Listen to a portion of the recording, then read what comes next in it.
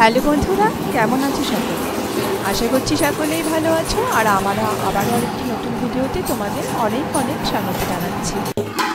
তো দেখো, আজকে কিন্তু ছিল শুক্রবারের সকাল, আর এখন বাজছে ঘড়িতে প্রায় 8:30 মতো।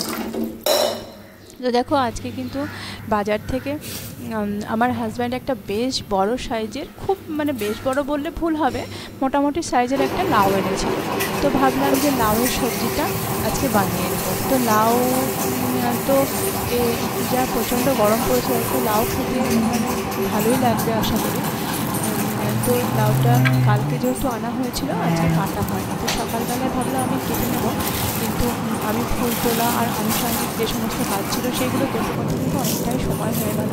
এদিকে দেখছি যে 8:30 বেজে গেছে, তাড়াতাড়ি করে রান্নাটাও করতে হবে। ওই জন্য না আমি মাকে বললাম যে মা, লাউটা কেটে দাও। তো মা লাউটা কাটছে আর আমি এদিকে রান্নাটা বসিয়ে দিচ্ছি। আর সকালবেলা কয়েকটা ডিম সিদ্ধ করে নিলাম আর চা বানালাম। আর তার আগে কিন্তু আরেকটা জিনিস হয়েছে, সেটা হচ্ছে ছোলা সিদ্ধ। সেইগুলো খাওয়া হলো। তারপর কিন্তু আমি এখন রান্নাটা বসিয়ে দিচ্ছি তাড়াহুড়ো করে। তো হচ্ছে এখানে লাউটা রান্না করার জন্য আমি তেলের মধ্যে 5 ফোড়ন, জিরে ফোড়ন একটু দিয়ে দিলাম, আর একটুখানি জিরা আদা বাটাও দেবো, কিন্তু এর মধ্যে আগে আমি আলুটা ভালো করে রান্না করে ঢেকে দিচ্ছি। শুকনো লঙ্কাও দিয়েছি, পরিমাণ মতো লবণ দিয়ে দিচ্ছি, দিয়ে ভেজে দিচ্ছি।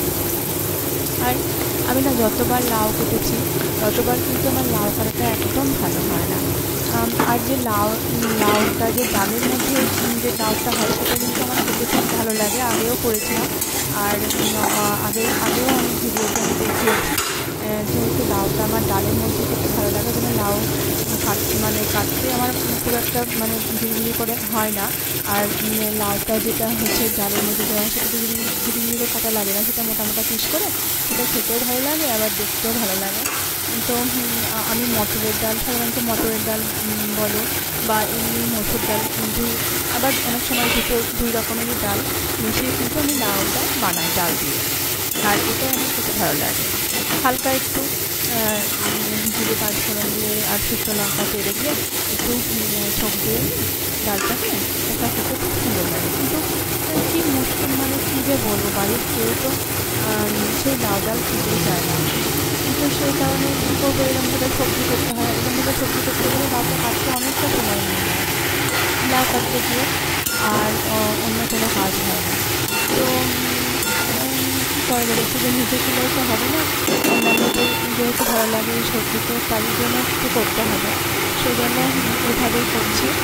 আর কী বলুন তো, সকালের দিকে না সময়টা পাওয়া যায় না, ওই জন্য এটা হয়ে ওঠে।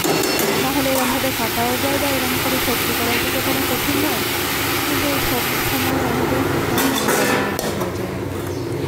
তো দেখো, এখানে লাউয়ের সবজিটা বসিয়ে দিয়ে আমি কিন্তু ডিমগুলো ছাড়িয়ে দিচ্ছি।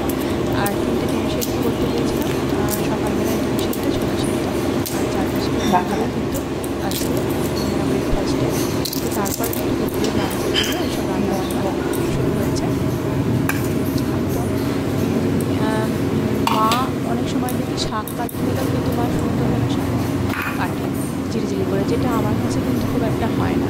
আর দেখো, এখানে ডিম সিদ্ধগুলো রাখলাম, আর একটা মাছের মাথা আছে, যেটা হচ্ছে মিল্কে মাছ বলে, আর বা মৃগেল মাছও বলে অনেকে। তো এই মাছের মাথাটাকে ভালো করে ভেজে নিয়ে তারপর কিন্তু আমি লাউয়ের মধ্যে দেবো বলে রেখেছিলাম। এটা ছিল বুধবারের দিনের মাছটা। তো বৃহস্পতিবারে যেহেতু আমরা মাছ মাংস খাই না, নিরামিষ খাই, সেই কারণে বৃহস্পতিবারটা কিছু করা হয়, একটা ফ্রিজের মধ্যে রেখে দিয়েছিলাম। আর 1 পিস মাছ ছিল, সেটা হচ্ছে মাছের ঝোলের মাছ। আর এটা হচ্ছে ভাজা মাছ। ভাজা মাছটা ভাবছি লাউয়ের মধ্যে দিয়ে দেবো, আর ঝোলের মাছটা আমি একটু গরম করে রাখবো, আর দুপুরে কাউকে দিয়ে দেবো। মা যেহেতু মাছের মাথা খেতে ভালোবাসার জন্য মায়ের জন্য আমি তুলে রাখি।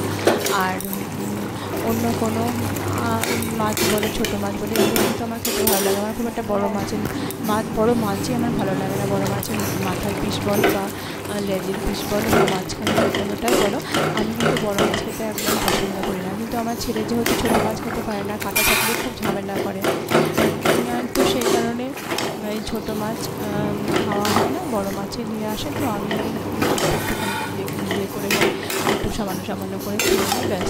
আর বড় মাছ হলে আমি খুব সামান্য খাই, এক আধ পিস খাই, আমার ভালো লাগে বড় মাছ। এটা কেমন যেন একটা বিদ্যুটে আষ্টেনি গন্ধ ছাড়ে আমার সবসময় রান্না করার পরে, মানে নিজে রান্না করি তো, নিজে রান্না করার পরে কিন্তু একদম খেতে ভালো লাগে। ডিমটা একটু ভালো লাগে, আর হচ্ছে চিকেনও ভালো লাগে না, বা মাটনও ভালো লাগে না খেতে। তো হচ্ছে অল্প খাই, এক পিস করে খাই, একদম খাই না তাও না। তো হচ্ছে আজকে আর লাউটাকে সিদ্ধ করতে বসে দিলাম। আর দেখো এখানে আলুগুলো পিস পিস করে কেটে দিলাম। বুধবারের দিন না, রবিবারের দিন যে মাটনটা আনা হয়েছিল, তো আমি ভেবেছিলাম ওটা একটা অন্য কোনো রেসিপি করবো, ওই জন্য রেখে দিয়েছিলাম অল্প তুলে রেখেছিলাম চর্বি দিকটা আর একটুখানি মেটের দিকটা। তো এই 5-6 পিস মতো হবে। তো তারপর দেখলাম না ওটা আর করা হচ্ছে না, তো ভাবলাম যে যা একটু সাধারণভাবে একটু আলু দিয়ে আর একটু মশলা দিয়ে, যেহেতু আজকে মাছ টাছ কিছু নেই, এটারই একটু ঝোল বানিয়ে ফেলি। তো সেই কারণের জন্যই কিন্তু আমি আলুর পিসগুলো কেটে নিয়েছি, আর একদম প্রেশার কুকারে দিয়ে দেবো, তাহলে আর ইয়ে করতে হবে না, বারবার খোলা পাড়া করতে হবে না। এভাবেই কিন্তু আমি প্রেশার কুকারে লাল লাল করে আলুগুলো ভেজে নিলাম। আর তারপর কিন্তু দেখলাম যে না, প্রেশার কুকারে দিলে মাংসটা ভালো করে কষা হবে না, ওই জন্য আমি আবার কড়াইতে একটুখানি পেঁয়াজ দিয়ে একটু মশলা দিয়ে মাংসটাকে ভালো করে কষিয়ে নিয়ে তারপর কিন্তু প্রেশার কুকারে ঢেলে দেবো। আর এই প্রেশার কুকারটা বসানো হলো, ভুল করে বসিয়ে ফেললাম, কিন্তু কি এই প্রেশার কুকারটাতে কিন্তু আগের দিন খুব ঝামেলা করছিল, মানে ছুটি দিচ্ছিলাম সেইভাবে। তো উপরের যে মানে মোটা কালো কালারটা থাকে সেটাকে কিন্তু পাল্টানো হয়েছিল, ওটার জন্যই মানে সমস্যা হচ্ছিল মনে হয়। তো ওটা পাল্টিয়ে আনার পরেও কিন্তু দেখা যাচ্ছে ওটা কিন্তু খুব ডিস্টার্ব হচ্ছে। আজকে যে কী হবে কে জানে। তো দেখো, দুটো রসুন, আমার কিন্তু মাংসের মধ্যে গোটা রসুন খেতে খুব ভালো লাগে। তোমরা কে কে গোটা রসুন খেতে ভালোবাসো আমাকে অবশ্যই কমেন্টে জানাবে।